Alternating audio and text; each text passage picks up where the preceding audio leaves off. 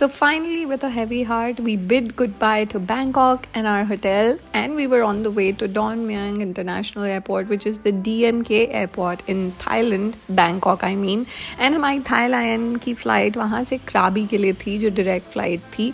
The airport was as good as Swarnabhumi airport, guys. In fact, मुझे तो better ही लगा. और ये Nok Air के aircrafts हैं, which are just so cute. It's like a Thailand-based airline which is basically a subsidiary of thigh Airways, और उनकी flights जो हैं अंदर से बहुत ही अच्छी थी. तो थाई लाइन का हमारा experience was really good, just that they don't serve any food और beverages in the flight. It's more or less like IndiGo, but 1 ही घंटे की फ़्लाइट थी, so if you are full आपको भूख नहीं लगती है. उसके बाद 150 थाई बात पर पर्सन की ये वैन्स चलती हैं जो आपको आओ नांग और बाकी के जितने भी एरियाज़ हैं क्राबी में वहाँ ले जाती हैं. And this is where we checked in, which is the La Rio Hotel. काफ़ी cute सा budget hotel था and it was totally worth the money.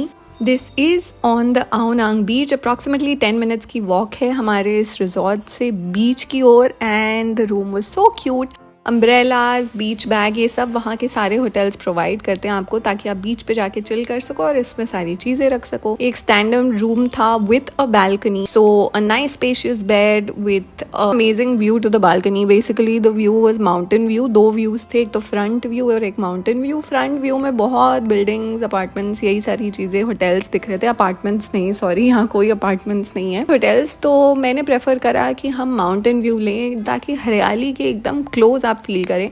And yes, beach view नहीं था बिकॉज बीच 10 मिनट है यहाँ से. अगर आपको बीच व्यू के होटल्स चाहिए तो वो आपको थोड़े से इससे एक्सपेंसिव पड़ेंगे, but we didn't feel like it. So ये जो बाथरूम है काफ़ी कोजी और कंफर्टेबल था. शार एरिया सेपरेट था, पर रूम चार्जेस थे वो भी टोटली वर्थ इट थे. तो service was really good and hotel की लोकेशन भी बहुत बढ़िया थी.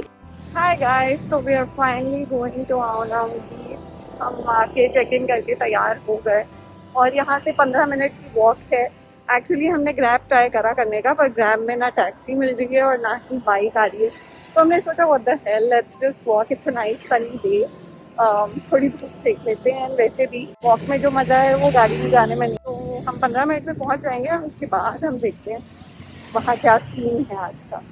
और हमें एक्चुअली कल और परसों के टूर्स भी करने हैं बुक, तो वो भी हम आज ही कर लेंगे, बट पहले जाके लंच कर लेंगे सबसे पहले. जस्ट लाइक बैंकॉक, यहाँ पे भी लोगों ने होटल्स के बाहर, अपने शॉप्स के बाहर मंदिर बनाए हुए थे और उनको सब चीज़ें सर्व करी हुई थी. ये है आओ नांग बीच. हम वॉक करके पहुँच गए थे and it was so clean and neat and tidy. End of course Indians and foreigners दोनों वहाँ काफ़ी थे. यहाँ बैठ गए रेस्टोरेंट में खाने के लिए because we are very hungry.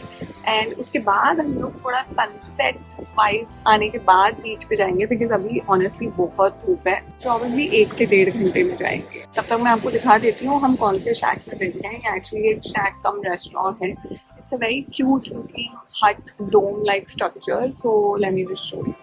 ये रहा इस कैफ़े का नाम. डोम लाइक स्ट्रक्चर में छोटी सी हट्स बनाई हुई, बहुत ही क्यूट था. और इन्हीं का एक पीछे रिजॉर्ट भी है, तो वो इनका रेस्टोरेंट कम रिजॉर्ट सा है जो कि बहुत ही यम खाना सर्व करता है. ये मेरी ड्रिंक थी and I think Saumil ordered for a pina colada, all virgin of course, with delicious Thai food. ये थोड़ा सा एक्सपेंसिव था I would say, so if you are looking out for cheaper options, you can just take street food, try कर सकते हैं आप. यहाँ पे भी बैंकॉक की तरह ही स्ट्रीट फूड सस्ता और यमज़ा मिल जाता है. बट हम वेजिटेरियन हैं तो हमने नहीं खाया. अब जाके हम चिल कर रहे थे बीच पे पूरी. तो हम वापस रूम में आ चुके हैं guys after spending a lot of time on the Ao Nang beach. Just when we thought sunset देखने को मिलेगा, right before that it started pouring. बारिश शुरू हो गई एंड हमें सब बोरिया बिस्तरा बांध के भागना पड़ा. जस्ट हमें नहीं, सारे ही लोगों को जितने भी बीच पे थे. Had to come back to the room. 7-Eleven बहुत ही हैंडी पड़ेगा आप लोगों को. अगर आप मैदा खाते हो तो डेफिनेटली, नहीं तो आप ड्रिंक्स ले सकते हैं. अच्छी अच्छी ड्रिंक्स वहाँ बहुत ही इकोनॉमिकल प्राइसेस में मिल जाती हैं. There are a lot of Indian restaurants इस क्राबी आओ नांग बीच की लेन में ही, from dosa places to north Indian places to pretty much Bombay style sandwiches etcetera. बहुत सारी चीज़ें मिल जाती हैं यहाँ पे. अगर आपको पर्टिकुलरली वैसी सारी सारी देसी चीज़ें खानी है तो आप वो रेस्टोरेंट्स एक्सप्लोर कर सकते हैं। मैं लिंक में मेंशन कर दूंगी कौन कौन से रेस्टोरेंट्स हैं यहाँ लेन में। आज के लिए हम थोड़ा स्नैक्स निबल करने के बाद पूल में जाने के बाद रिलैक्स करेंगे, क्योंकि कल हमें जाना है फोर आइलैंड टूर में अपनी लॉन्ग टेल बोट में। So we would try to sleep slightly early today कि हम गेयर अप होके टाइम से वहाँ पहुंच जाए भीड़ आने से पहले। तो इट्स डे 2 इन क्राबी और अब हम सुबह सुबह तैयार हो गए, मतलब बहुत सुबह तो नहीं बट 8:30 बजे तक रेडी हो गए और हमें टुक टुक लेने आ चुकी है। अब यहाँ से हम लोग जाने वाले हैं बीच की तरफ और आओ नाम बीच से होते हुए हम जाएंगे फोर आइलैंड टूर करने के लिए, जो आज हमको शो किया हुआ है। I was so excited for this one. ये मैं कब से I was wanting to do this. Sail boat ही कराई है बिकॉज हमें वो प्राइवेट एक्सपीरियंस लेना था instead of sharing with people. And it is Phi Phi island के लिए आपको शेयर करना ही पड़ता है, सो आई थॉट इसके लिए तो हम प्राइवेट ले सकते हैं जस्ट इन केस कल बारिश हो गई थी एंड लग रहा है यहाँ पे कभी हो सकती है, तो हमने अम्ब्रेला ले लिया है। ये होटल वाले आपको देते ही हैं और एक छोटा सा बीच बैग भी, इसमें नेसेसिटीज जो भी आप रख सकते हैं। ये थोड़ी सी अलग है, it's like a food truck. इसका आगे का पोर्शन रखा हुआ है निसान ट्रक और Chevy truck, whichever trucks, there are multiple of them. And पीछे की जगह उन्होंने सीटिंग बना दी है like this which is open, so it's like a semi but Krabi में यही चलता है, very unlike Bangkok. I think I like this one better. हम लोग आओ नांग बीच पे पहुंच गए and it's time to hop on the long tail boat. तो आओ नांग बीच से हमने अपनी लॉन्ग टेल बोट में फोर आइलैंड टूर का सफर शुरू किया, जो एक्चुअली पूरा दिन लग जाता है उसमें, बट 4 बजे तक हम वापस आ गए थे, 8-8:30 बजे निकल के। And it was surreal, just so scenic, so beautiful. I mean Thailand is just fab. अब हम रायले बे आ चुके हैं और हम जा रहे हैं फ्रा नांग केव की तरफ। उसके लिए थोड़ा सा चलना पड़ता है, it's like a 10 minutes walk. It's a nice pavement and all, तो बहुत ही स्ट्रीमलाइंड है और इजी है चलना। रायले बे पहुंच गए थे और लाइमस्टोन केव्स के थ्रू बहुत ही क्यूट पाथवे बनाया हुआ है, उसके थ्रू आप बे निकलते हैं एंड इसकी एंट्री होती है ऑफ कोर्स 100 बात पर पर्सन, बट बहुत डिफरेंट एक्सपीरियंस था ये सारी केव्स के थ्रू जाना और देखना। And yeah these are limestone caves. Finally हम केव्स क्रॉस करके रायले बीच पहुंच गए हैं एंड इट्स सो प्रिटी।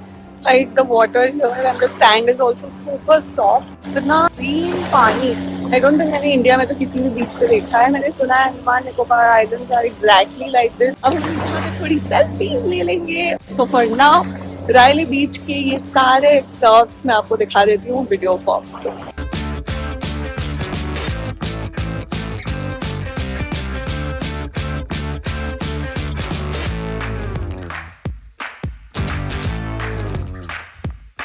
सुबह सुबह निकले थे तो थैंकफुली उतना सनी नहीं था, इसलिए हम रायले बीच बहुत अच्छी तरह एंजॉय कर पाए। थोड़ा सा क्लाउडी और अमेजिंग विंडी था, just the right weather to enjoy a beach without any chick of tan and कोई झंझट नहीं।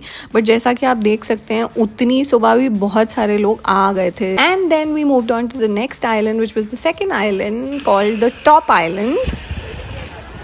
इन्हें लोग टॉप आइलैंड बोल रहे हैं अपेरेंटली। अप्रॉक्सीमेटली 10:30 हो गए हैं and we are done with island number 1। ये दूसरा है जहाँ पे हम आए। थोड़ा सूरज ऊपर आ गया तो मेरी आंखें बंद होने लग गई। God guys, I have dog eyes. बिना चश्मे के मेरी हालत खराब हो जाती है। पानी है ग्रीन, सो कई जगहों पे यहाँ पे ग्रीन पानी और कई जगह पे ब्लू।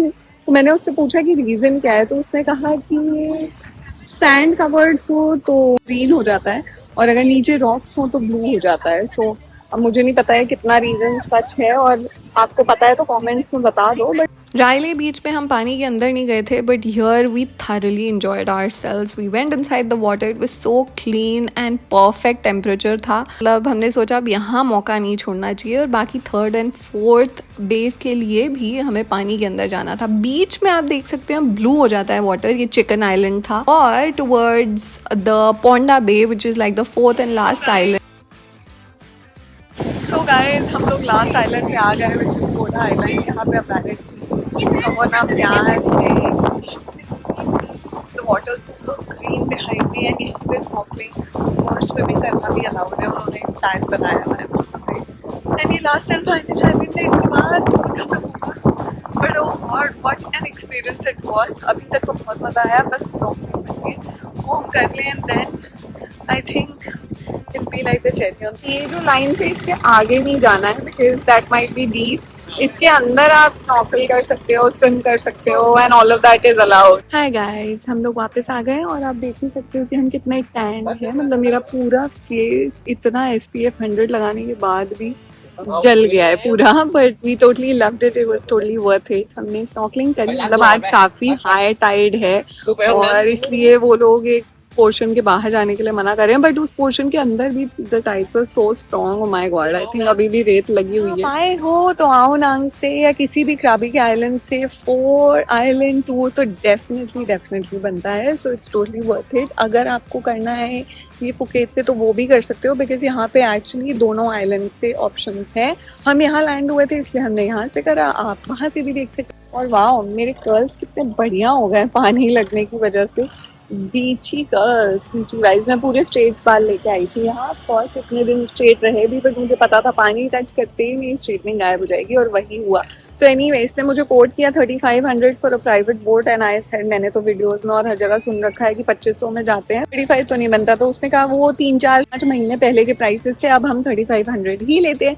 तो मैंने कहा ठीक है, आप लंच बाहर निकाल दीजिए, बिकॉज मोस्टली वेजिटेरियन लंच इनका ढंग का नहीं होता। मुझे अब आफ्टर लंच एक्सक्लूशन बता दे, तो उसने कहा कि ओके 3K, बट मैंने कहा मुझे 3K नहीं, मुझे इवेंचुअली 2700 में बोट दे दे, एंड वो मुझे दे दी गई। तो इसमें फ्रूट्स अवेलेबल थे, उन्होंने पानी वगैरह दिया, बहुत सारी अच्छी पिक्चर्स भी निकाल ली। इससे ज़्यादा बार्गेन आप कर सकते हो तो वेल एंड गुड, बहुत बढ़िया बात है। हमारा 4 आइलैंड टूर ख़त्म होने के बाद हम इवनिंग में एंजॉय करने आ गए स्ट्रीट फूड, जो भी वेजिटेरियन और फ्रूट्स ओरिएंटेड फूड था वो सारा।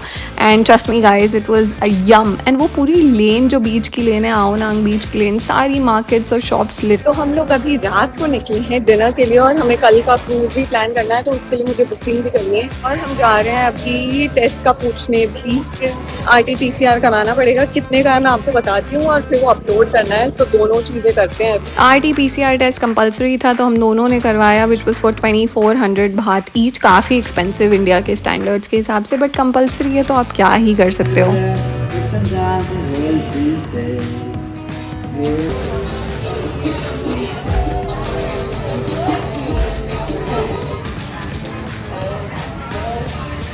आ गए हैं डिनर के लिए और हमने बावर्ची डिलाइट चूज करा, क्योंकि यहाँ की रेटिंग सबसे बढ़िया थी इंडियन रेस्टोरेंट्स में। एक्चुअली उतने दिनों से खा के हम पक गए थे, तो हमने सोचा आज इंडियन खा लेते हैं फॉर अ चेंज। तो दाल मखनी चावल खाए जाएंगे। इस दाल मखनी में बहुत हींग था, लाइक सीरियसली दाल मखनी में हींग कौन डालता है, मुझे बिल्कुल पसंद नहीं आई। और जीरा राइस का पूरा जीरा जला हुआ था। सो मेरे हिसाब से मेरा एडवाइस है, आप बावर्ची रेस्टोरेंट बिल्कुल मत जाना, बाकी इंडियन रेस्टोरेंट्स डिस्कवर करना। Finally after a very productive day we called it a night, और कल का जो फीफी आइलैंड टूर था हमने बुक कर लिया। सी यू टुमारो।